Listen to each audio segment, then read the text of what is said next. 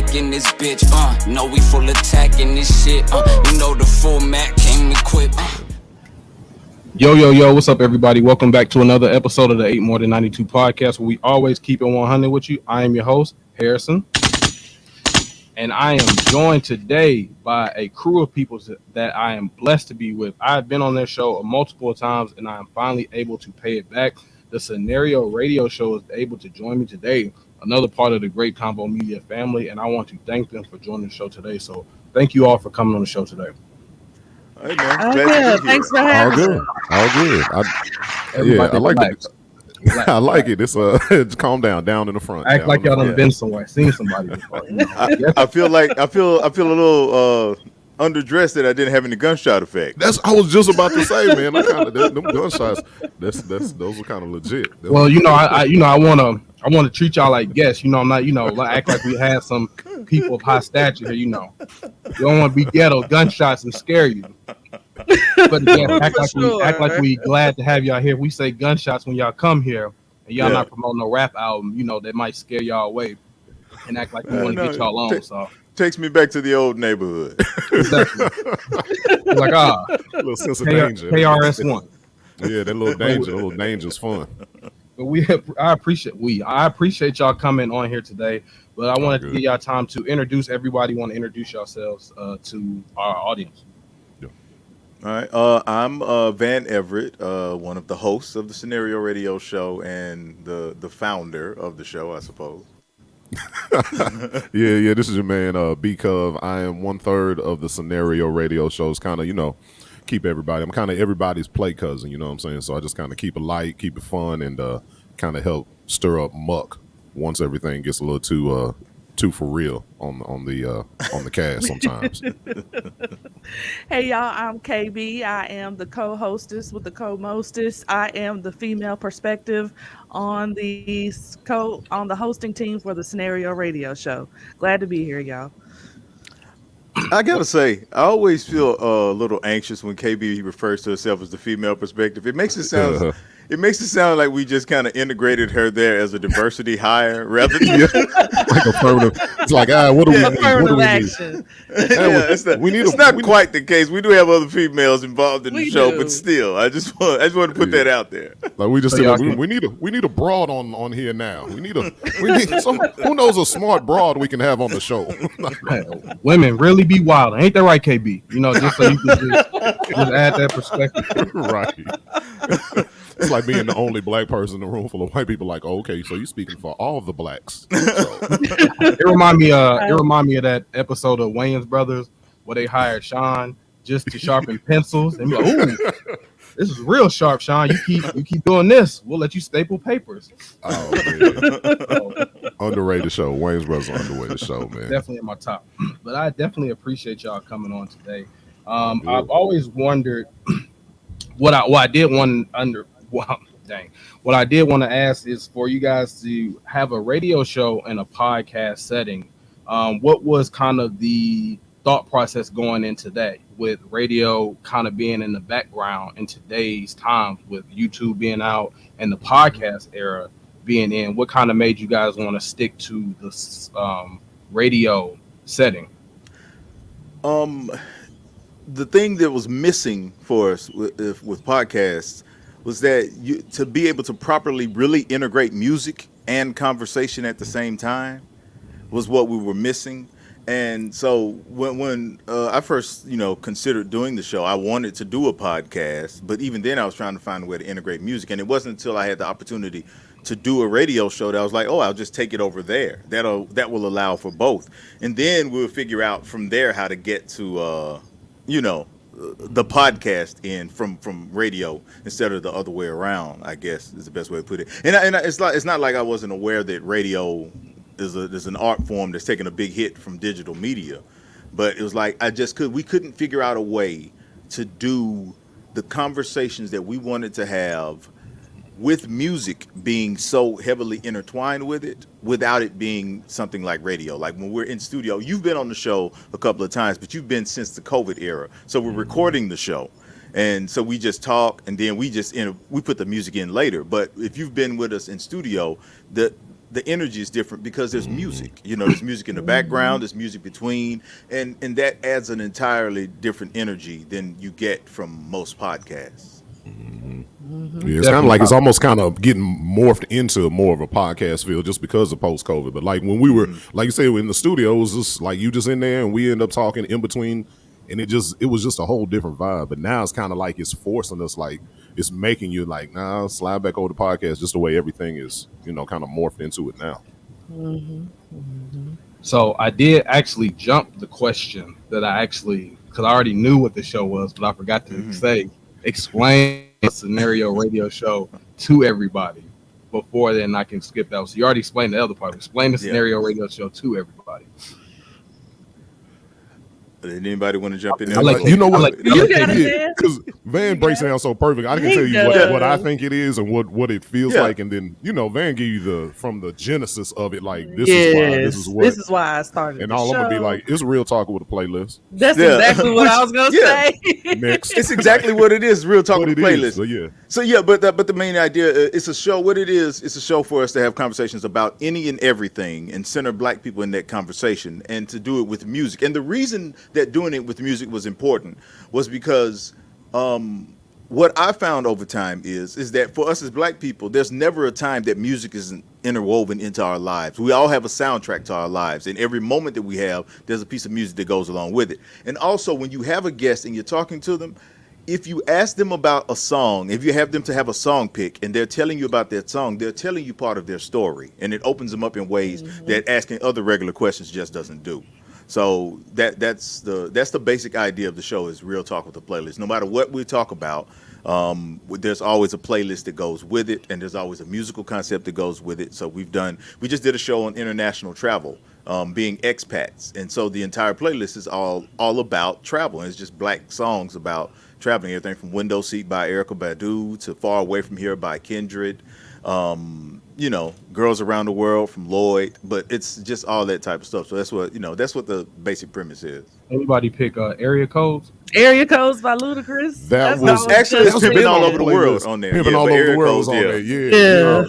It was funny, man, because it was like, even when we interview people and we ask them for their song pick, it's so funny because no matter what they talk about, like no matter what their area of expertise is, like I think recently we just had somebody, I can't remember if she was like a counseling service or something, like it was something like serious like that. But then when it was her song pick, her Stevie Wonder pick, she was like, I remember my dad, trying to get back with my mama, and he would call drunk and be playing All I Do Is Think About You, and it kind of lightened her up a little bit, because I mean, just like how Van said, everybody has a song, like whatever it is, there's a story behind it, and it just opens up another layer, getting to know people and finding out, because people come on and they'll have the idea, okay, this is what I'm talking about, I'm doing this, and it almost kind of it forces them to kind of freestyle and kind of be caught off guard a little bit, because they're not going by the script.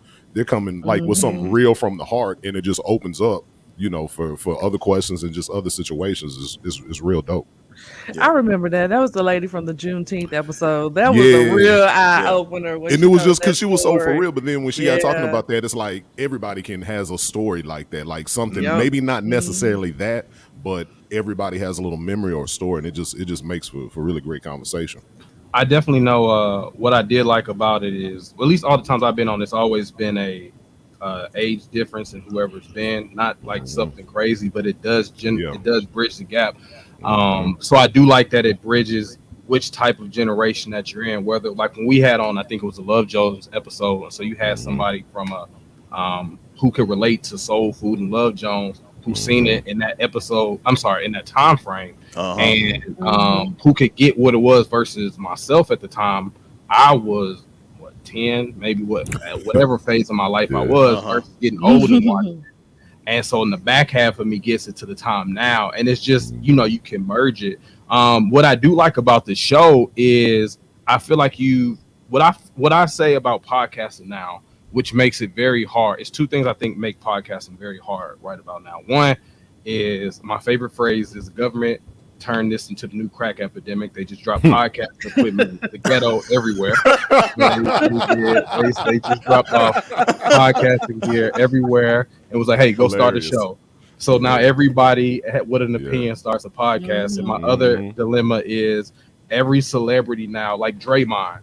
Hey Draymond, what you feel about the game? I'm gonna go tell you on my podcast afterwards. Yeah, So yeah. it's just you have everybody and their mama has a podcast, and then every celeb, which kind of dilutes it, and then every celebrity has a podcast, which makes you want to hear from them versus the actual people who curated and started. What I like about you guys is you have a unique twist on it. You know, you have a podcast that's a radio show, and you have something that people don't listen to all the time, which is the radio. You only really listen to the Breakfast Club or Hot 97. So you go on iHeart or all your other platforms, and you have music, and you have interviews, and it's very unique. And I wonder, when I know you said you moved from the radio, did you guys like intentionally say, hey, this is our lane that we're going to do? Like, this is how we can probably set ourselves apart from the two and still get something that we still love doing, as well as kind of go with the times of how podcasting is, since we're leaving a live time where we're not doing stuff in real time with radio because of the pandemic and stuff? Well, I mean, like for instance, like we haven't left radio. We still like we're still on in a few we're in Nashville on Radio Free Nashville. We're on WHYR in Baton Rouge, WXIR in Rochester, New York, Albany, New York. Couple of I think it's Middletown, Connecticut. So we're on in a few different places on the radio, and they hear it in the format, in that full format after we edit the whole thing together. But I think the thing for us was to figure out how to really, once we had been doing the radio show for a while, we was trying to figure out how to do a good podcast more than we were trying to figure out how to, like the other way around. We had gotten the radio thing down to now.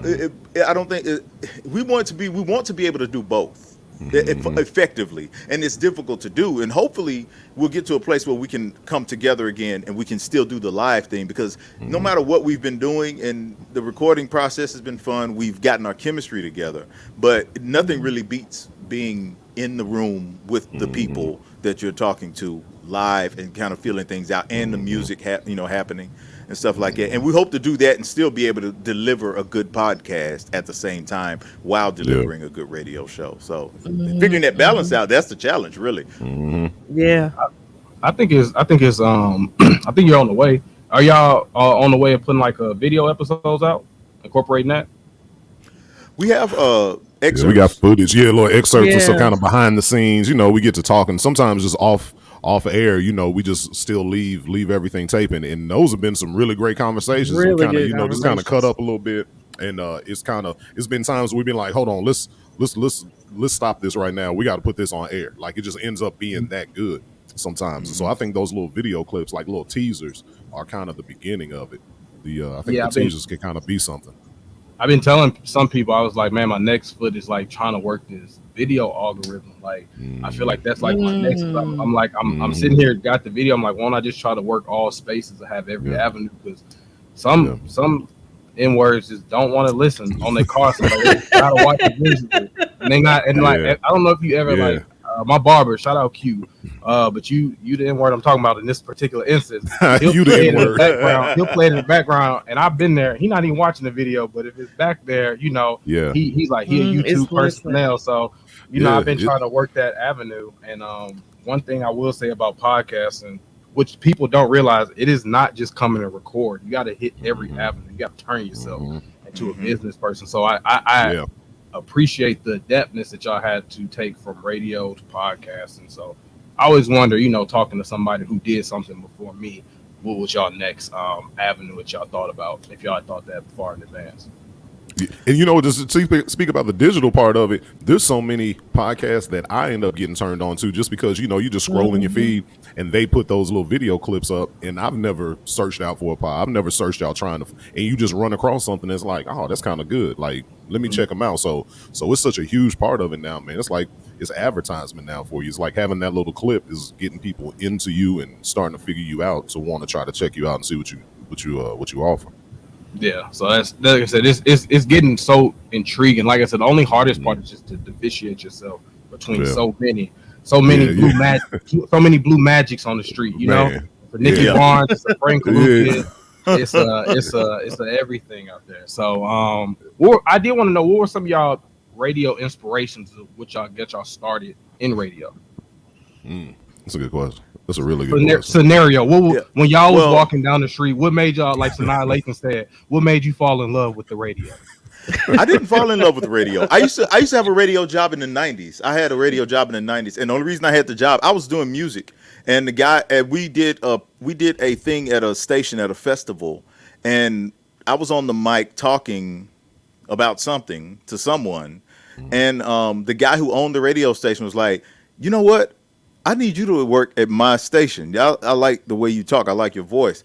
And I was like, "Well, what do you got in mind?" You know, he gave me a part-time job there, working on weekends, doing a radio show. So I did it just because I wanted some extra money, and I didn't care about radio then.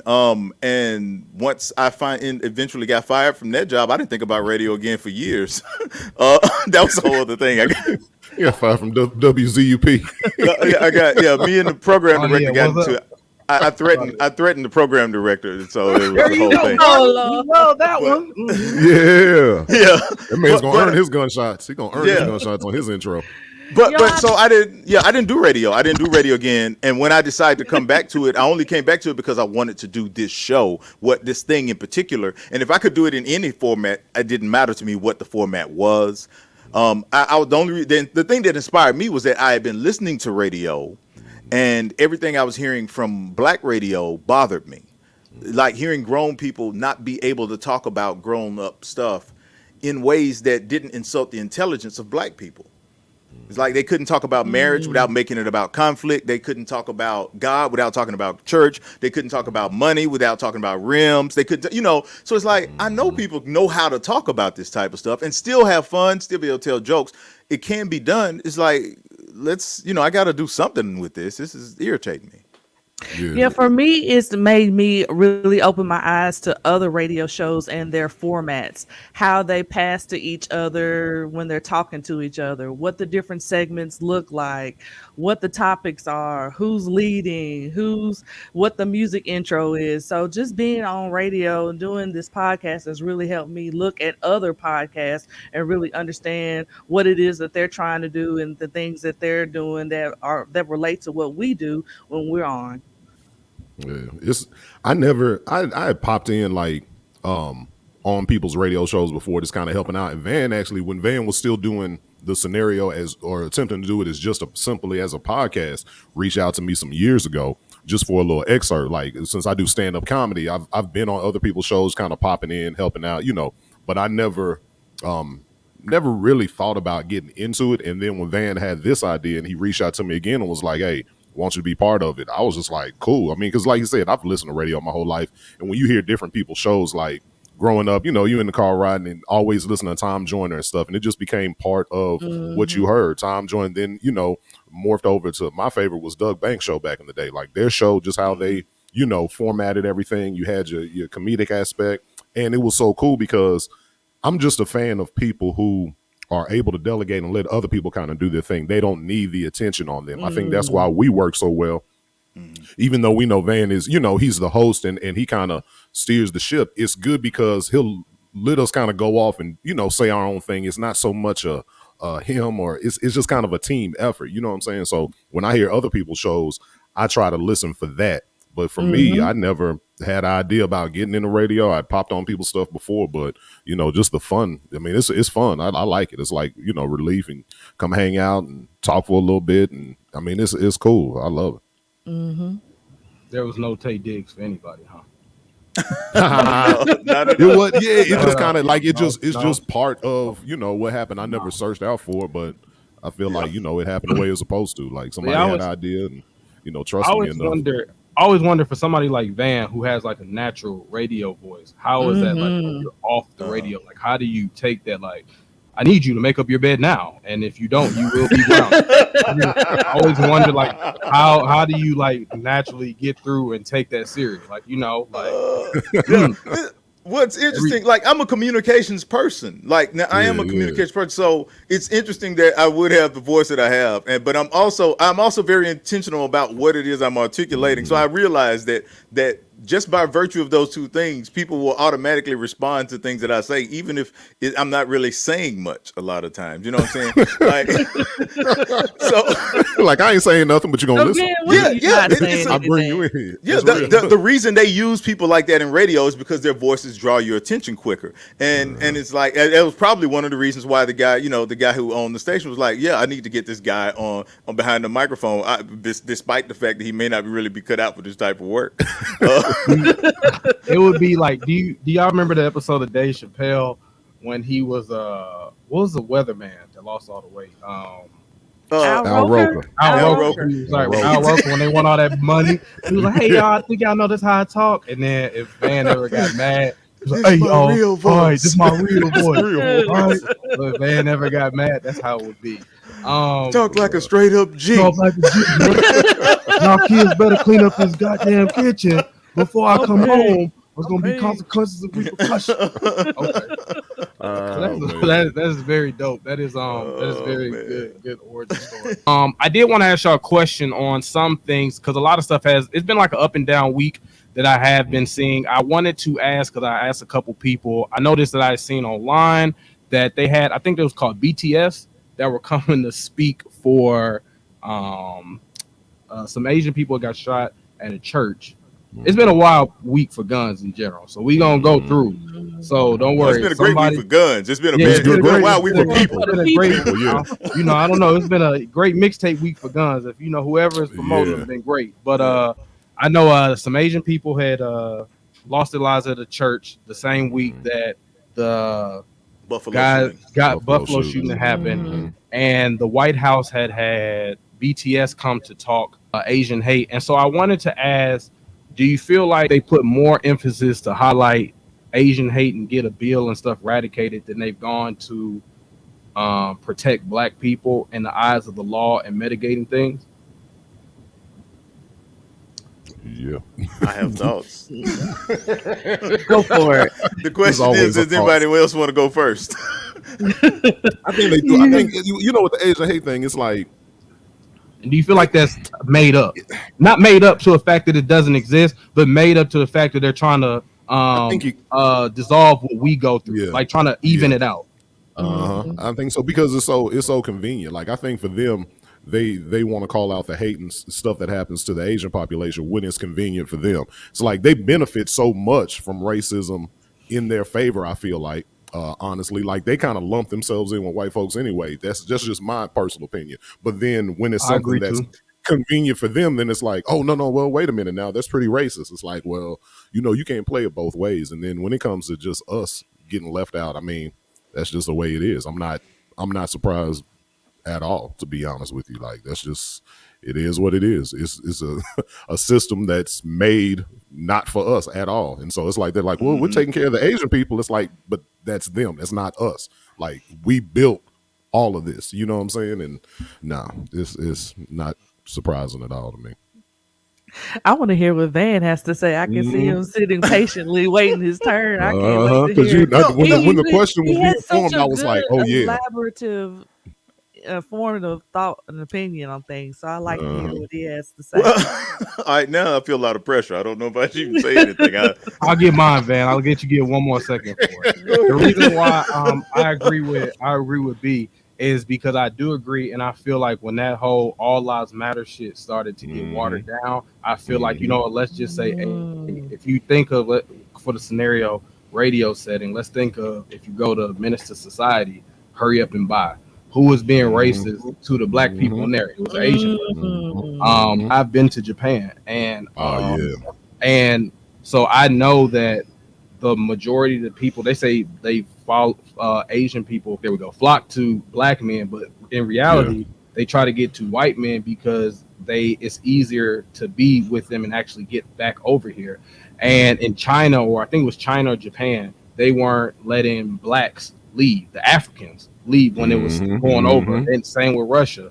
So I think when it comes to there, it's easier to align white and Asian. It's almost like one of one. So I think that when it came down to it, I never honestly heard about this whole Asian hate as far as the numbers until it was like, yo, this black stuff is this whole all lives or the cop stuff started getting ridiculous and ridiculous, and you couldn't hide behind it anymore. So this whole Asian hate, not saying it didn't happen, but it was like when this all lives matter stuff started to get ridiculous, and y'all was running to the Capitol, and it was like, well, damn, we looking racist as hell. You know what I'm saying? It ain't that's mine. And for every time something happened with Asians, y'all reacted quicker. All we got was Nancy Pelosi wearing a dashiki scarf. On a hand raise. For that. And I don't need lift every voice and sing at the NBA All-Star game. You know, I never needed all that. So to me, I think that's my issue with it. I just think that it was Captain Solo for, you know, Asian people when we've been through this since the beginning, you know. And like I said, there's so many times where you could go to where it seems like Asian people and Americans are united, whether it's through business, whether it's through, you know, if you go through other countries and see like the attraction with it, it's just, but it's black and white. It's the shooting in Buffalo. They wasn't targeting them like that. So that's my opinion on it. I don't I think the issue the issue for us as black people are concerned is that there are so many things we have issues with that we end up conflating a lot of different things. So, for instance, there's never been a piece of legislation that was oriented around race in this country that did not start with black people and benefit everybody else. So that's it, from immigration, hate crimes bill, like the whole idea of the Asian hate bill, that's good publicity, but that's not really legislation, because the legislation already took place in the 90s, because black people had already pushed for hate crimes legislation. That was already in place. It's been there for a few decades now. So it's not like when I hear black people say, well, where's the black hate bill? It's like, we already did that bill. We did the bill in the 90s. There's no reason for another bill. The thing is whether or not the follow through is always there. That when you take a situation like Buffalo, there was some vacillation on whether or not, is this going to be a hate crime? Is it not going to be a hate crime? It's like, no, it's obviously a hate crime. And it should be treated like an hate crime. The question is, are you going to also treat it like terrorism?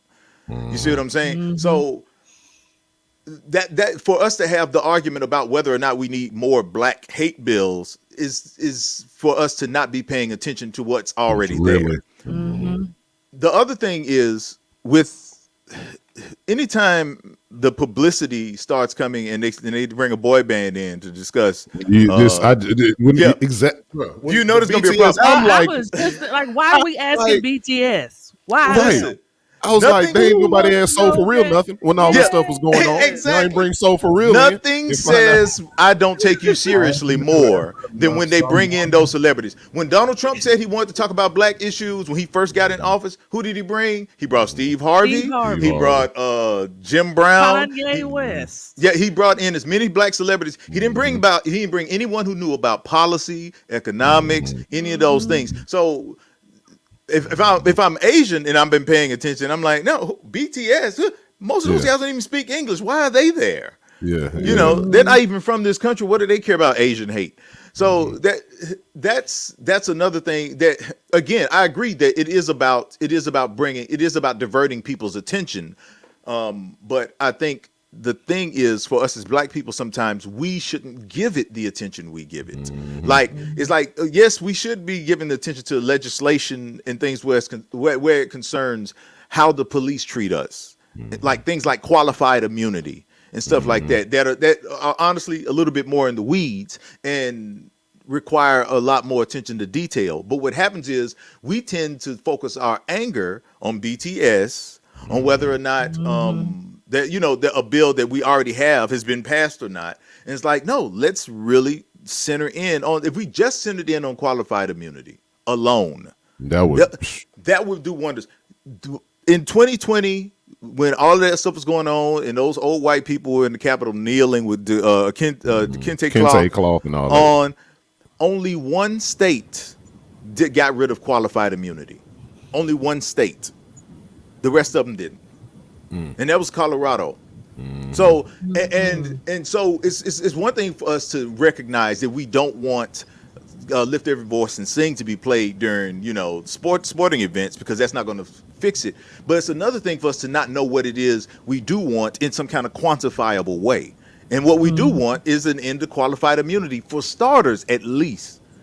But we've lost. We keep losing the focus, and I think that's what concerns me more than anything. Yeah.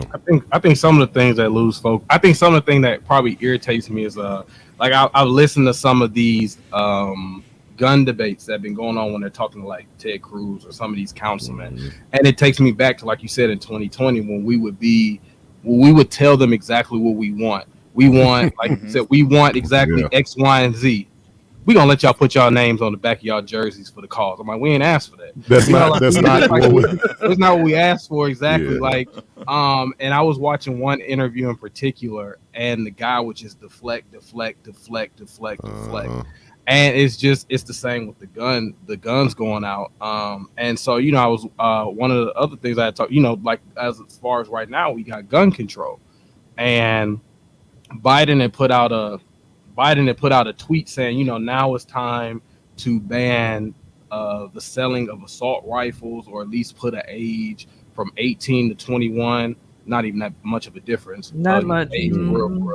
But banning it from 18 to 21 and stop selling high quality magazines.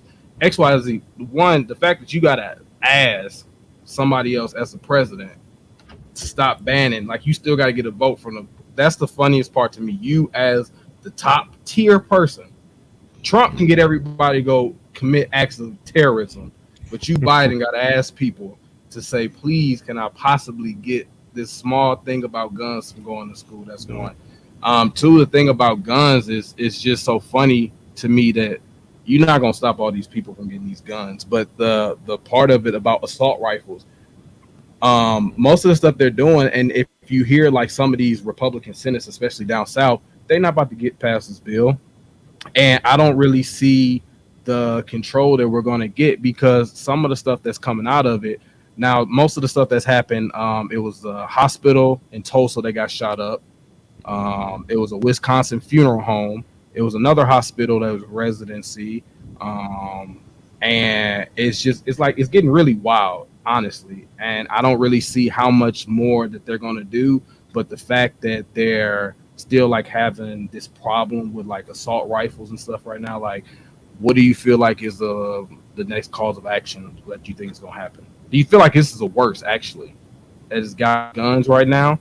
Because I feel like honestly, as Black people, if you go to like some of our inner cities, the stuff that we see or what we've heard, or like, between just gang violence, or like, what happened in Compton at a certain time, or what happens in Chicago, what happens in Nashville in certain areas, like this ain't nothing. I think it's just because of some of the areas like within Texas, it may seem extreme. Do y'all feel like because it's happening to civilians or kids, now people want to take calls, or do you feel like it's actually going to be a change?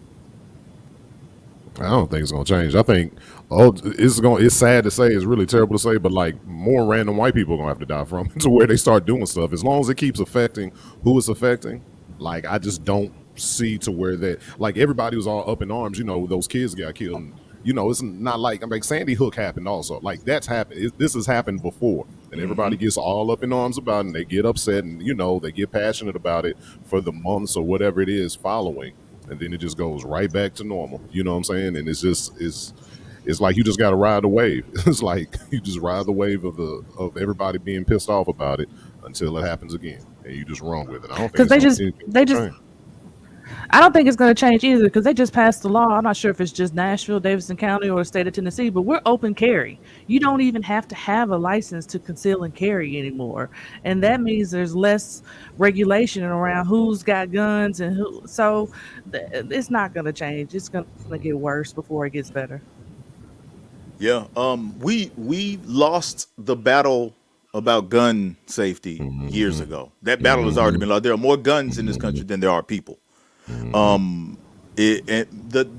thing that we need to be doing, if we're going to do anything, one is get behind more the federal legislation that they did have made it where if you were going to buy a gun and you had committed some sort of domestic violence in your home, that it was supposed to be more difficult. But the states don't really follow through on that, and the federal government has never penalized anybody for Yeah, not they don't following enforce through it on like that. Yeah, it's Yeah, just they don't like, enforce it. So, one, people need to push on the state level for that to be a thing, as well as federally, and it needs to have some teeth behind it. And I know it sounds like that's a crazy thing, but 60% of the people who commit mass shootings already have domestic violence on their record.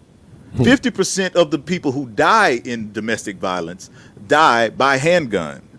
You know what I'm saying? So there's all these numbers that are attached to gun violence that are also attached to domestic violence. But the thing is, across the board, like B-Cub was talking about with Sandy Hook, one thing that America doesn't admit to itself is America does not care about children.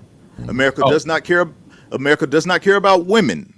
And of course, America doesn't care about minorities. We already know that. And that's all that's been happening is that until, like you said, until a bunch of white men, and I don't mean they can't just be threatened until a bunch of white men find themselves getting shot up. Yeah. Racist white men. Hold on, you gotta get specific. Like somebody rich white men, Rich white men white with men. money. Have to be white men with money, because otherwise it doesn't matter. Can't be white folks in Bell City, Alabama. It's got to be. It's gotta be Well, it's boy, gotta I be was one about of to the hood. say, It's got to be one of the hood wearers. It can't be one anybody. You know, some of them can go. You know, some of them might be plotted on. Yeah, it's got to be people who, like for instance, when the whole thing happened in January 6th in 2021, like that day, everybody was like, "This has got to stop." But once they found out that they were going to live, it was all different. The election was a fraud. It was like, they went back to their old thing. So that's what's got to happen is that people, because the only thing we've all been taught to worship capitalism. We've been taught to worship rich white men. That's it. And anything else does not count. No matter what we say, no matter what kind of rhetoric we throw behind it, it's rich white men. That's the only thing that matters. And until rich white men find themselves on the barrel end of those guns, they will not move on any type of legislation. But again, if the push for the domestic violence, just legislation around that, and talking about if you got that on your record, then immediately it makes it difficult for you to get a gun. If we made a push behind that, that would at least stem the tide of the amount that are still being bought. And that's a step. But we're not going to do that, because when we think domestic violence, we think women, and we do not legislate to protect women. Shit, Amber Heard just bought a pistol yesterday. But, no, they did just pass a bill 28. It's got to go up now 28-3. That now teachers have the right to have guns in classrooms now. So now what you about to see, I don't want to be right on this, but now what you about to see is the next fearful. If you thought police was bad with black people, now you about to see the next fearful white teacher be feared for their lives. So now you about to go back to segregated classrooms now because all these teachers fear just because I said the answer was 5. Wow. So that's what the next one's here for. So I feel like white people systematically found a way to go back to segregation. Simple way is just shoot them back into a corner. But that was just passed when I saw online yesterday. So that was what's going to be the next thing they're going to do is they're going to be allowed to have guns. And for $40,000 a year, they ain't even got to be. They just gonna have a bad day. No. So it's somebody's gonna take it, man. No, man, that's no. Then I say, shut up, wow, and then it's right all day. So but I did want to. It's not funny, but it's funny. So then I did want gunshot effect that it does. Hey, see, y'all wanted it, so there you go. There you go. Y'all wanted niggas. You shall receive. So I did want to switch it to something positive. I did want to give shout out to LeBron as the first active billionaire player in the league. I thought that was very dope to see that he's first one to actively reach it through a bunch of investments and things. And I did want to say that it's if anybody saw that, what was their opinion on it? How did they feel? Just seeing a black man be able to accomplish that, actively still playing, still being a top 10, top 5 player in the league right now, and being a businessman with the model that he did, putting his friends on with just talking about well, this man did it with his friends from the hood. He does have no background of doing anything negative. He's with his day one wife. His kids have no trouble, no nothing. How does y'all feel seeing this image of black man reach a billionaire status as an active player. I think even if he didn't get to that level as far as the money of it, I've just always applauded him because you got to remember, man, this dude has had a camera in his face since 14, 15 years old. Like, and people have found the only bad thing that anybody can say about dude is how he left Cleveland the first time. Like, that just shows if that's the worst thing people can say about him is like, well, we don't like the way he announced leaving. It's like, so what? He got a new job. Like, you go get a new job somewhere. That's the only thing people can say about him. He's had this camera, and like you rattled off all of that, man. It's like, what bad can you say about the dude? Now, the money side of it, that's just a whole nother thing. But I just think his impact, it goes beyond basketball because he's ushered in a whole new era for athletes, period. I mean, if you look at these cats in the NFL, like, these brothers now are saying, well, look, this is what I want on my terms. You see, just this past offseason in the NFL, you see receivers coming up saying, well, look, this is the market. This is what I want. Yeah, I'm not done with this contract. Relax. You could have used a different position besides receiver. You could have used a different position besides receiver.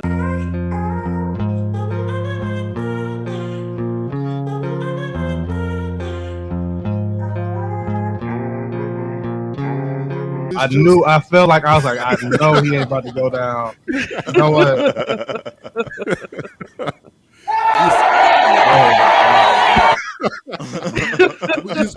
He's ushered in just a whole new era for sports, man. I think, and even when he first came out, everybody was like, oh, he's gonna be this, he's gonna be the next Jordan, and I'm like, no, he's gonna be the first LeBron. Like, he's so different in everything he's done, just the way he's moved. And I just think his impact, man, beyond the billionaire status, is just his impact on the sports culture at all. He's taken what, Magic did, what Shaq did. These dudes are businessmen outside of being, basketball players. And he's just changed it to a whole new thing to where now you got everybody. I mean, you got Dwayne Wade selling hamburgers through ghost kitchens now. Like, different people are doing different things now, production companies and all that. Russell Westbrook, like, ain't nobody, like, it's just crazy, just the ideas and the things that this man has done, man. I just think it's crazy to see kids aspire to that. Yeah, Russell definitely not following him on the court at all. And coincidentally, at the same time, he made an announcement on his Instagram post that where would he be without his wife? And he shouted out his wife through all of this. I don't know if it meant to say I'm a billionaire and thanks to my wife, but it was at the same time that he made that post, and I thought that was a beautiful thing to see for Black love. It is a cheat code. If you got a good woman, it's a cheat code. I ain't gonna lie. It's as much as sometimes you don't feel like hearing some of this and all that. It's and I'm sure those conversations have happened. You know what I'm saying? It definitely, I don't say it makes it more bearable. I'm not gonna say it makes things easier. I guess in turn it just by default is gonna become easier, but it definitely helps out, when you have somebody to help balance that. The way I always look at it is, I mean, think about if a boxer is boxing and in between rounds, he goes and sits in his corner and his corner man starts smacking the hell out of him in his face. It's like, no, that's not, like, I need to come here to relax and to get made whole again. Like, come on, man, this is home base. And I just think that's what it is when you have a partnership and things work out. When you come to your corner, you got somebody to be like, all right, look, if you need to get, some kind of motivation, that's what it is. So, yeah, I think it's great that he even said that because, especially for young folks, man, they need to know that idea is still good. It still works. If you know what I'm saying, so much of dudes won't be out here and you want to have all that. And I guess it's just me being an older dude now and understanding, the difference in it and seeing how young cats want to bounce around. It's like, look, if you get somebody who got your back, who's going to sit there and, tell you when you need to get it together and, also help you, man, that billion ain't happening, if he's by himself, I guarantee. I guarantee. Okay, I'm going to say this, and I want to preface by saying because here's the thing. Some hate. It's no hate. This older people person. No disrespect. I agree. But here comes the disrespect. I agree with everything that everybody said. I 100% agree with everything that everybody said. But it's important for me to always point out because I don't. Get it out the way. I just knew. I don't talk about I'm someone who really doesn't talk about people as much as I talk about the systems that create them. People, yeah. So So I'm not really like when I think of anything I'm talking about, I don't really think about it in terms of, well, just that, oh yeah, this is a good person, this person did this, and he's married to that person. All of those things are absolutely true. And I think that LeBron is a good person, and I hope that that continues to show itself in all those business ventures he's doing, the way he's put all those people on. I root for all of that. I personally do not root for people to become billionaires, though. That one thing, because no one can become a billionaire. Capitalism is not structured in a way that you can become a billionaire without other people being crushed and exploited. I'm not saying LeBron is doing that. What I'm saying is he's part of a system, as we all are, that crushes and exploits people and allows other people to become billionaires because of it. And what happens is that we look to that as an accomplishment because we all believe we could do it too. It's the only reason we never see ourselves as the ones who are crushed and exploited. We see ourselves as LeBron. But the truth is, we ain't LeBron. And the greatest evidence of that, is how one of the other things that everybody always criticizes LeBron about is that he's not Jordan. It's like, no, he's not Jordan, but who is? So it's like, why criticize him for something that he's not? And that's the same thing that we do, is that we celebrate him for something that he is because we believe that it is us. Now, he's a good example for the way that we should take the things that we get in life and try to build others up. All of that is great. But if the goal is for us to become billionaires, we need to understand what system we're working in. And that if we achieve that goal, there will be blood on our hands. That's all I'm saying. So, Van Bayless, is it safe to say you're a Jordan? Is it safe to say that you're a Jordan fan? I like LeBron a lot more than Jordan. Oh, okay. As a player, because Jordan, because LeBron cared about people. Jordan doesn't care about people at all. As a player, I like them both. I'm a Laker person, so I'm going to root for LeBron because he's on the Lakers. But I'm not one of those people who's just dead set on loving or celebrating Jordan or loving or celebrating LeBron more than the other. It's not my thing. You don't want me to hit that boo button again, do you? That was smooth though, dude. No. Magic Johnson. That's my answer. Yeah. Magic Johnson. Turn up. I'll give you one. The reason why, it's a gunshot back there, just in case somebody just, But no, So the reason why I like the billionaire status, and it's not for the Dr. Umar Johnson explanation you just gave us a second ago. It's for a couple different reasons. It's a couple different reasons for it. I like to look at it like the Barack Obama example. Whatever he did for his presidency, you can agree with or disagree with. It's the fact of the matter is when Barack Obama made it, it's the same with Kamala Harris being vice president. You can tell your daughter she can be that. It's no longer maybe, but that's only something white people can do. When Barack Obama became president in 2008, I could officially tell my son he can be whatever he wants to be. It wasn't no longer just a white thing. Well, when LeBron hits that accolade, however he got it, you can be a billionaire as an athlete. That is an achievable thing. And with LeBron getting it, I look at it from maybe a different aspect. I look at it, everything that he did encompass his billions. That's the I Promise school that he did. That's the mentoring everybody off. That's the going from McDonald's to Blaze Pizza. That's from leaving Sprite to Mountain Dew. That's from what, of course, him wanting to do stuff with his kids. That don't really contribute to the billions. But he's one of them guys I look at, and I've never been nobody to be like, look at a celebrity and be like, that's somebody you could emulate. And I'm still not going to do that. But I would not be mad if somebody pointed to somebody as a person and looked at LeBron from head to toe and say, that is somebody that you could point to from every facet, at least from what they shown. Because like B-Cub said, he's been under a camera since he was 14. And LeBron also posts a lot about his life. So other than what you don't see behind closed doors, you've pretty much seen a lot of LeBron's life, unlike a lot of celebrities. He is somebody that you can genuinely say, I would not mind my kid being just like him from a totality aspect. Like you said, he cares about people. He's a family man, 100%. He highlights his wife. He's literally staying in the league and keeping himself healthy to play with his son. He's putting his son in a position to win. He goes to his son's game and doesn't act an ass. He puts his best friends in business situations so they can succeed. Rich Paul is one of the best agents out there, which they shun him for being black. The business moves he makes. So every aspect of one part of that you want to pick. His shoes is one of the most popular ones out. So his game, he's one of the top basketball players ever. He was a top football player. He could have been a pro, like top 5. I don't know what he would have been. Let's just say Hall of Famer or whatever for a wide receiver. You know what I'm saying? Like, but because he's 6'8", so he every aspect about him you could take off, and it's just not sports. You know, so that's why I guess the billionaire means it's what has he done. So I guess the billionaire highlights a different thing to me, is because the billionaire stands for he did it as the person he was, not being corruptive.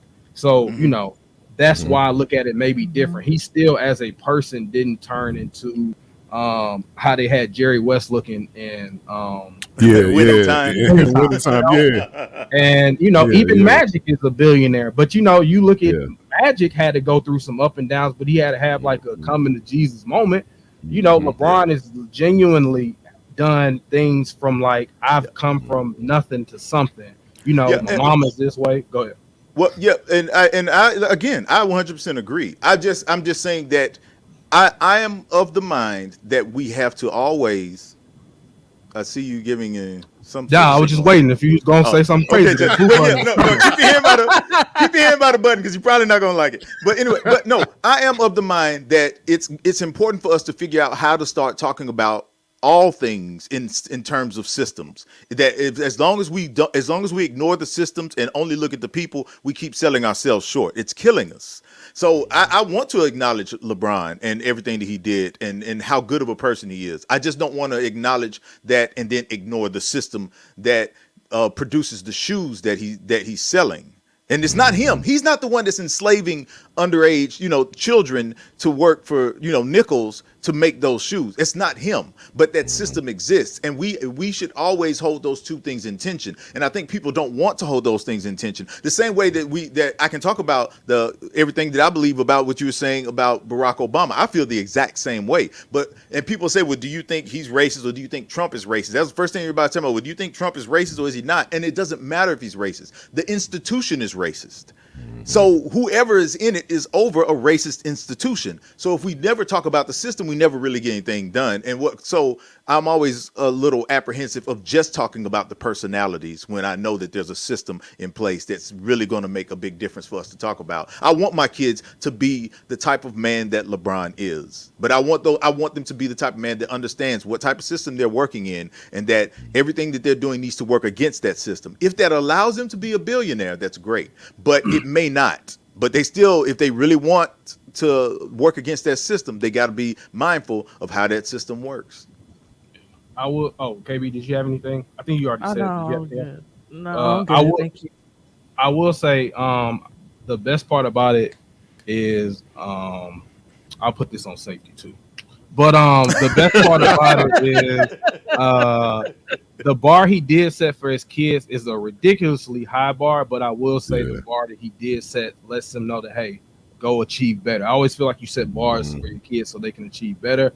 He set a ridiculously high bar, but I feel like now anybody can achieve a billionaire status because he did it as an active player. So now it shouldn't be. I think he erased the factor of his unattainable. So I agree with that one. So I definitely, before we close, I definitely had a couple games I wanted to do with y'all, kind of fitting y'all format of scenario. So I do have two ones that y'all got to go for. So the first one is you can only watch one decade of black TV. All right. And I'm going to give you from 6 different decades, and I'm going to give you the shows from it. All right. Okay. And y'all got to tell me which one you're going to pick. All right. From the 70s. Okay. There you go, right there. Hilarious. All right. Yeah.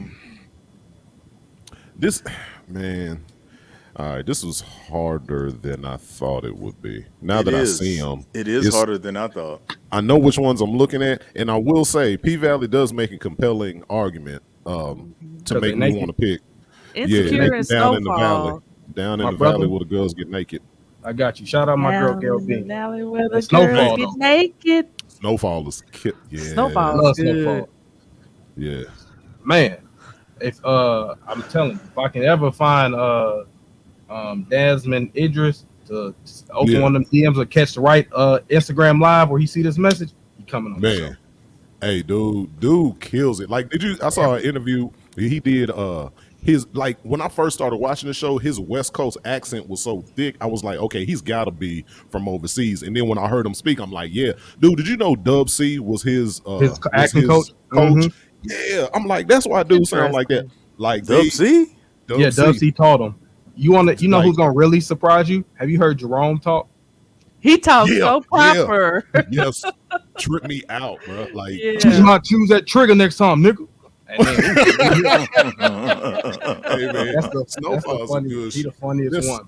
Yeah, Jerome is hilarious. He been hilarious in that show from the beginning of it, though. I just, it's a I just realized you this list is perfect because it has such a great mix of really good shows and terrible shows that it makes it hard to pick. Right. I don't see Malcolm and Eddie. It's really only one with a perfect list, but I need to know which one you think is a perfect. Which list. one you think is perfect? Yeah, I need to know. Which one do I think is perfect? Yeah, which one is the perfect list? Oh, the 90s. 90s. That's what I was thinking. No, Jamie Foxx was terrible. The Wayans brothers I wasn't crazy about. I didn't like Smart Guy either. Didn't like Smart Guy. First off, you're not a 10-year-old. First off, you're not a 10-year-old whiz kid busting high school. All right, Nate's a little kid with 1,000 IQ, and he had a way with the ladies, and he keeping it real. All right. I see, I touched the nerve. Second off, I was 10 when that show came on. So you were that 10-year-old whiz kid. So I wasn't in high school, but that show related to me. Moesha, Brandy was fine, and Jamie Foxx before he got with Fancy was great. The back half they could have just dropped. They could have dropped. I didn't like Jamie Foxx. Here's what's interesting about that shows the age gap because you said Moesha and you said Brandy was fine, and I'm thinking the whole time Brandy's stepmama was fine. But Shirley Ralph. Shirley Ralph is going. She's on, man. Moesha had the worst father of all time. Man, what do you expect from a brother with that haircut, man? That haircut, dog. That worked at the Saturn. No, what you expect from somebody selling Saturn? I expect nothing less. Saturn's went out of business. You should have known something was up. So yes. You know what else was a good show in the 90s? It's not on here. It didn't really last that long, but South Central was dope. Yeah, it was. South Central was a good show, and I Actually, feel like the show that they don't have on here is the Steve Harvey show. That was the 90s show. Steve Harvey show was it was horrible too. It was. It was so bad. It was good. The Steve Harvey show was so bad. It was good. Like I love the Steve Harvey. Talk that thing back now. Y'all ready? Eddie was so bad it was good. The 90s was I called it when UPN came out, that was United Programming for Niggas because every doggone show that came up on UPN, it was like I loved it. You know what I'm saying? I guess they were like, all right, we gotta cash in on these on these guys. Like all the comics were getting shows. Like Steve Harvey's first show came out in the 90s, like that Me and the Boys. That was on ABC. DL Hughley had his show back then. Okay, I guess if I gotta pick, because I really don't, because some of the shows that are there's some shows on each of them that I find so terrible. One question: what's the Upshaws? I'm not familiar with that. That's the show with Mike Epps. That show good. That's the show. Oh, I saw that. Yeah, it is horrible. I hate that show. Whoa. You know, Kim Fields was actually good in it. The show itself got on my nerves. I liked Kim Fields in it. I was like, she can still act. Now she could act. She from Tootie to now. She ain't. I'll admit, I only watched 2 episodes, and it was both of those. So it might have gotten better. Hey, what do you expect? You can. I can tell the difference between Kool-Aid and piss without drinking a whole glass. 2 episodes is all I needed. That's all you need. At least see if it's pee before you just over there disseminating. It might be lemonade. Hey, Beyonce, let it know. You know what? I'm gonna go 90s, but only because of Martin and In Living Color. Like that's what I'm not saying the rest of the shows aren't, but that's what sold me. I almost went with the 80s just because Different World, Cosby Show. Like watching the Cosby Show now. Cosby Show's overrated. Different World was great. Oh no. Hate it. Never got into the Cosby Show. But again, it's the age. I'm seeing the age difference. Yeah, I'll take that. I'm to gonna see roll the with the difference. '90s. I'm gonna roll with the '90s because of Martin. I The like the Cosby '90s. the Cosby Show may seem overrated because everything that came after it was Yep. trying to be it. So Yep. it's just Mm. like for me, and I think I've said this with Van before. Like for me being a comic, like me growing up, everybody's like, "Who's your favorite?" But I don't mention Pryor. And there's no disrespect to Pryor. It's just that everybody I saw come after was Yep. trying to do that. So when I finally did hear Pryor, I never got the context of him being the first to do that. I've Yep. listened to Eddie and Martin and all them who came off of that tree, but that concept wasn't brand new to me. So I didn't get the cultural impact that dudes before me who were like, no, wasn't nobody doing that before Pryor, which I Yeah. feel like that about the Cosby Show. Before that, that wasn't happening. Like that wasn't happening at all. Yeah. Just that Yeah. the way that show was that who was it? The we got to talk about Cosby. Have y'all watched that? I think I don't know if it's a W. Netflix. Kamal Bell. I haven't watched it Yeah, yet. bro. I'm gonna That's go good. with. I'm gonna go. I don't know because there's some terrible shows on each one of these. I'm gonna go with the 2010s, and I'm only going The with the tens is a good 2010s. choice too. Yeah, That's a good I'm That's choice. a only good going show. with the 2010s because the shows that are good are very That was a good. good list. Yeah, That was a good that list. is a good list. Low key, Yeah. yeah. And it's like they're evidence of everything that came before it. That if it Yeah. weren't for all those things that came before it, we Yeah. wouldn't be able to have a show like Atlanta. Like Atlanta is Yeah. something that that could never be conceived of, but it's because of all that This the third season foundation that was was dookie. built. Yeah, this third season was. Oh Dookie. man, me and you just diverged so much. This third You season like the was third the season? best. I like the third season because I gotta It watch was. it. I feel like I want to watch it again because I gotta watch it as in not wanting it to be a whole thing. Like the other seasons all kind of flowed in with each other, and you had the one off maybe, but it all flowed with each other. This just seems like what are those shows, man? What's the word for when no episode? Anthologies. Yeah, it's like Oh, an yeah. anthology series now. It's just like, okay, I feel like I need to watch it again so I can watch it in that tone instead I of me just thinking don't. the whole thing flowing. I don't like when I gotta go to the episode review to completely get it. And then on top of that, like you said, they didn't flow into anything of like, at least when Robin season it had like a message at the end. It didn't go, like you said, it didn't go with it at all. Here's the thing. If you go and watch any of it again, here's the thing to keep in mind. With the exception of the very last episode, the entirety of I all the hadn't watched- I think episodes. I think I got 3 more to go. Oh, I'm glad I didn't say nothing all the to spoil. episodes. Look. This is the theme to remember in all the episodes. It's about the relationship between Black America and White America, and it's asking only one of two sets of questions. It is who profits and who pays. That's what it's all about. Who profits and who pays. If you go back and look at, if you watch all the episodes with that in mind, you'll understand what the theme is. There's a theme that's running through the entire series of this season. All right, man. You got one win for that semi. we'll give you. All right. One round. The 90. So you picked 2000. The rest I of us picked the 2010s. Yeah. All right. Yeah, I did Martin, 90. Martin, the Wayans brothers, and what was it? Martin's Wayans brothers and Living Single. I mean, Living Single was Living man. Singles was the 3 for me. So That that was was- good. That really wasn't for me. Martin could have easily killed it, but if not, I was going with 2010 because Insecure every season was great. Snowfall, that last one. If I didn't talk to you, I would have known. P Valley haven't watched yet, but I'm watching the second season. Atlanta was great. Carmichael Show underrated. Empire Very was underrated. I haven't finished Mary Jane, but Power, especially that book 2 of Tyreek in the Power Universe, Yeah. you don't get enough credit for changing that network. 2010s was really a sleeper. If I really and the 90s stood out so much until you read that list to me again. I was like, oh, I saw P Valley and was like, no. And then I read the rest of it because the Carmichael Show was really underrated. I liked it. I liked the Carmichael Show. Mm-hmm. That was real. And I'm about to check that out. Carmichael Show was so funny because really the funniest David Allen Greer and Loretta Devine. David Allen Greer, yeah. Yeah, David Allen Greer and Loretta Devine killed everything on that. Like it just, even though it was a Carmichael Show, he was just kind of like a character of it. He wasn't even. He wasn't even the best one. Lil Rel was on there. Tiffany Haddish Lil Rel was on there. Tiffany Haddish, like, and shout out Lil Rel show wasn't bad. I hate that they canceled his show. His show wasn't bad. I thought his show was starting to get traction, but they made. I haven't seen it. They made the right. It wasn't. We say they made. They made the right move. I think he could have. If he could have got another year under his belt, maybe it couldn't have. I would have did that one. I would have gave it another season, but I don't like just hilarious. They should have kept like. You know what? let me tell you, I'm not a huge fan of her. That made me like her a little more because she had to like scale back some. She wasn't so, larger than like personality. It scaled it back and it kind of made me like, all right, maybe I can kind of find myself liking her a little more. It's like, when the difference between her and Lil Rel is you don't know that Lil Rel is reading lines.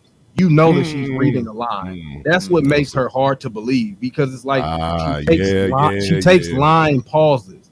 It's not like at least with Rel, it's a line, but it's not a line pause. That's what made it kind of hard for me for that. But so she needed another season, and I guess that's her first time doing TV and sitcom. She can kind of, I think another year would have helped everybody grow. Who was the dad in that? Sinbad. That's what it was. I can't remember that. Oh, yeah. So and then my last one was top 5 overrated of anything of all time. Ooh. Top 5. You need to narrow that down. Top 5 anything? Overrated. Okay, Chick-fil-A. I go because since you started, you go first. Dang. All right, so I go Chick-fil-A. Mm-hmm. What else is hella overrated? Shoot, dude. Everything goes to food with me. Okay. Chick-fil-A, Ciroc vodka.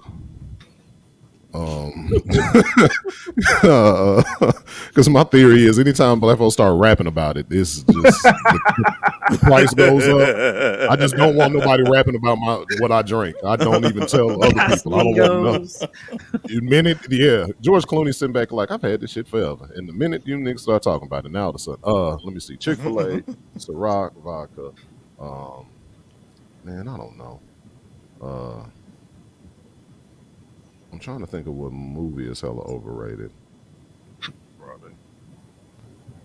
Dang, dude, I don't know. Let me take a pause and then everybody else come out with I need 3 more. I'll add mine. Okay. Tea is definitely overrated. I can see that. I can agree with that. Hot or cold? Iced tea or hot tea?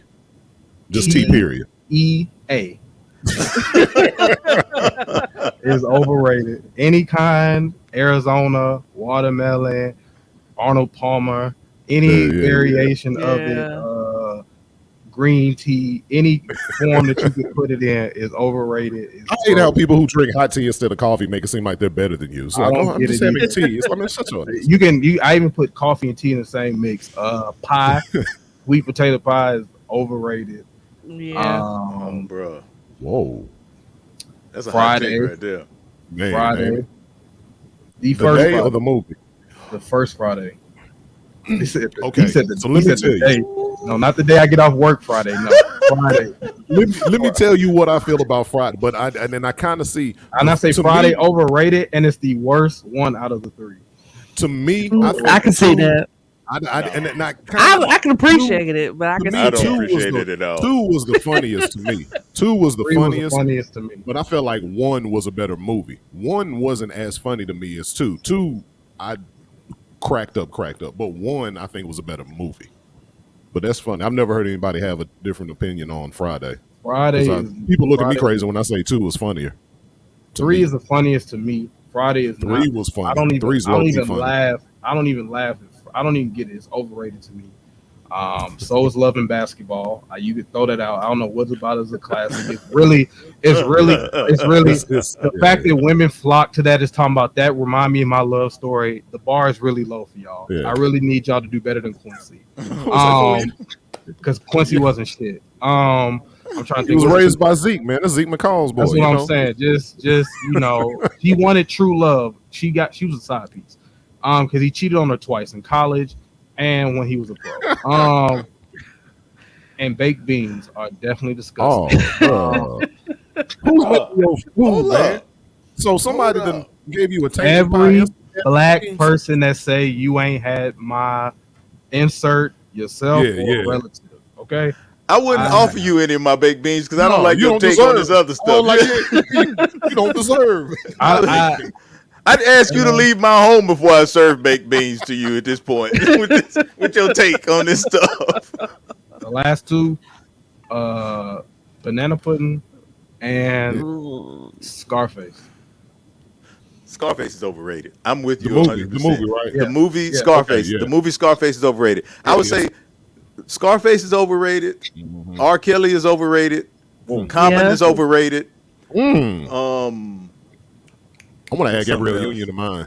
To my I ain't got none. I can't think of none right yeah, now. I can think of all types of things that are overrated when I really think about it. What yeah, else is overrated? This is Van's wheelhouse. The He idea- may just write a book. The idea that Kevin Samuels is overrated. Man. Yeah. Oh man, yeah. Damn, can What he else? rest? Can Kevin just rest? He is dead. Man. Can we just say accountability?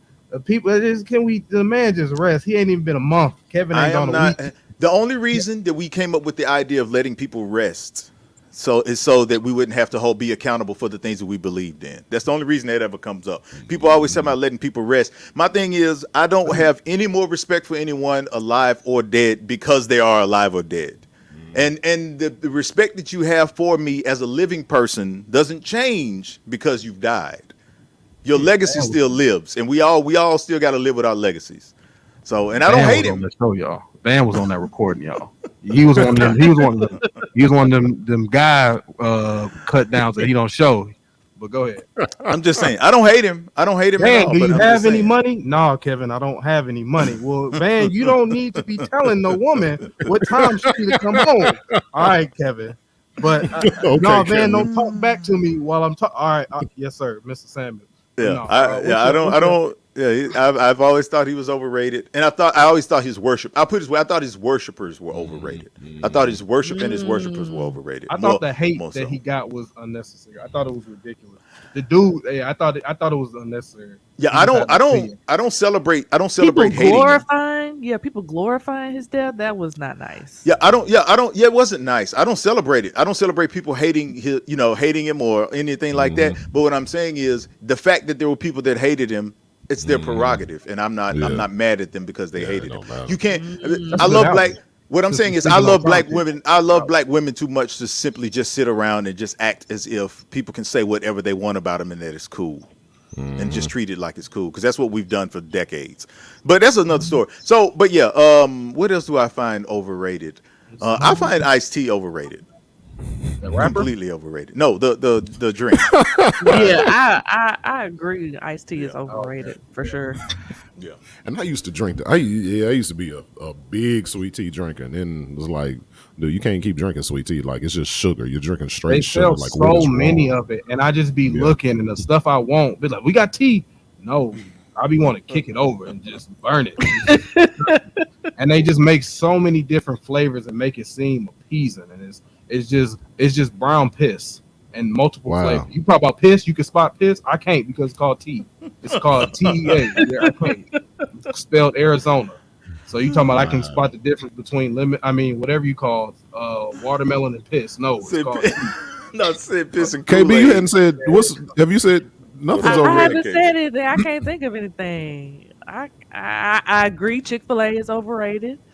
Chipotle also is hella overrated. Yeah, Overrated.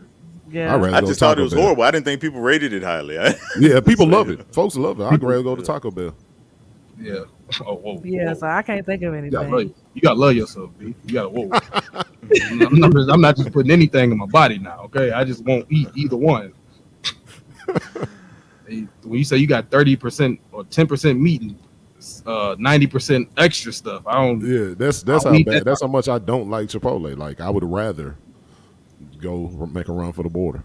But I'm Yeah. trying to think what else. I agree, and I don't like Taco Bell. But Yeah, right. Chipotle's horrible. Let me see. So KB is nothing you find overrated. That's interesting. Not a film, not a TV show.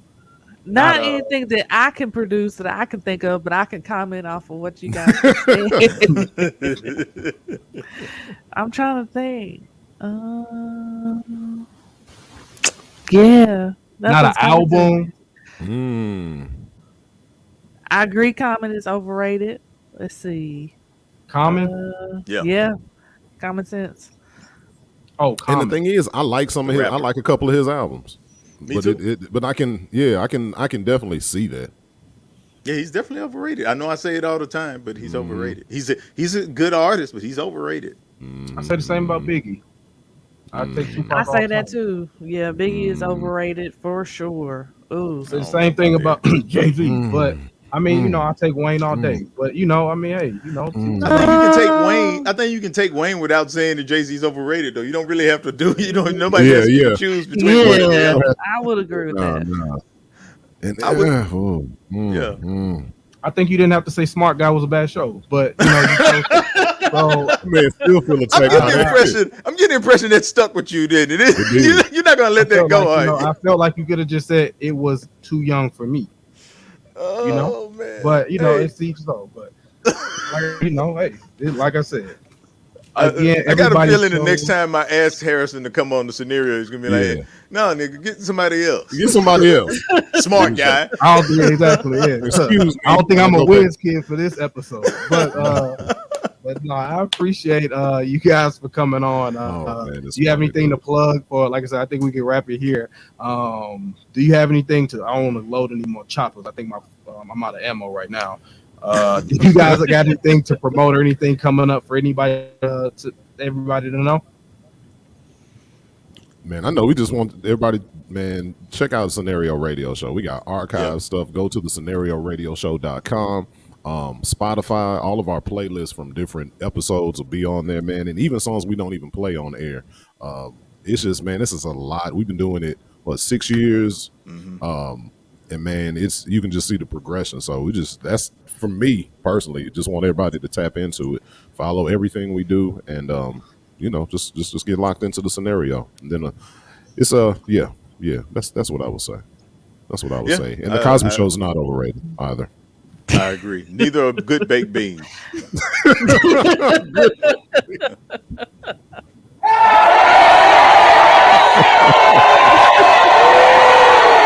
KB, do you have some? You have some like positive to say? I don't want to. I don't want to end this on negativity. Real talk with a playlist, y'all. It's the Scenario Radio Show. Make sure you check out our Spotify playlist. We got good music to listen to. We've got great guests that have been just awesome in their areas of expertise. So be sure to check out the Scenario Radio Show and all things Scenario Radio Show at scenarioradioshow.com. Make sure y'all check them out. You don't have to just listen to my episode, which was two great episodes, by the way. It was. Y'all make sure y'all check them out. Yeah. There's It's been like the plenty of Varnell other Hill of the scenario. Like the scenes that he's in, he steals. Yeah. me. Yeah. I sat in the Just- background. just- I just let it come to me. You know. Two things. One, he's a hot take machine, as you see. Two things. One, if you listen to the 2001 episode, he tells about his experience the day that 9/11 happened. Very interesting. That's all I'm gonna say. He was a kid at school. That's all I'm gonna say. He talks about that experience. Funny. That's a good episode to listen to. But he's great on the Soul Food Love Jones episode as well. He also has some takes, a hot take about Nia Long. So I'll leave that alone bro. too. Oh no. Too She funny. don't mean the same to everybody. And planes doing things affect people at a certain age different. All I would say is because stop running from the episodes when you know I'm coming. Okay, so next time y'all come, stop running from this danger. When you see my name on the catalog, Bet. you know what I'm saying. Dig. Stop having my wisdom tooth pulled, or saying I gotta catch a flight, knowing there ain't no flights Ain't no on that flights. day. All right. So also, Dig. this is a secret tip. This is a secret menu to the scenario show. If you listen to the playlist at 3 o'clock in the morning, they play Back That Ass Up, and they also play Tip Drill like they do BET Uncut. Even though Lord. so this part of it they don't play during the day. It's very uncensored and Christian. Like, listen to it at 2, 3 in the morning. You will hear the cursing songs. Which they take. Tip No, I'm Drill. playing with you guys. Tip But Drill. no, I want to thank y'all for coming on. Appreciate it, man. and Thank appreciate you. Thank y'all. you for man. having This us. is the best part about being on Great Combo Media. It's a bunch of everybody. Yeah. It's like one big happy potluck family. Even if you decide to drink tea and eat baked beans or whatever you try to If that's your thing. that's you. You know what I'm saying? You do you, boo boo. But we appreciate y'all come. I appreciate y'all coming Yeah. on. Hopefully y'all do decide to come back on, or everybody Yeah. shows up the next time I come on y'all show. This has been another episode. Make sure y'all go ahead and check out this. Check out the podcast page. Make sure y'all follow the Instagram page, the 8M92_podcast at Instagram. That's our Instagram page. If y'all got any questions for us, the 8 More Than 92 podcast. at gmail.com. Check out the merch at the 8 More Than 92 podcast. Whatever it is, you can check in the bio on the page. It's a lot. My mouth is dry. I'm gonna end it right now. I'm gonna holler at y'all later. Peace. Back in this bitch, know we full attack in this shit, you know the format came equipped,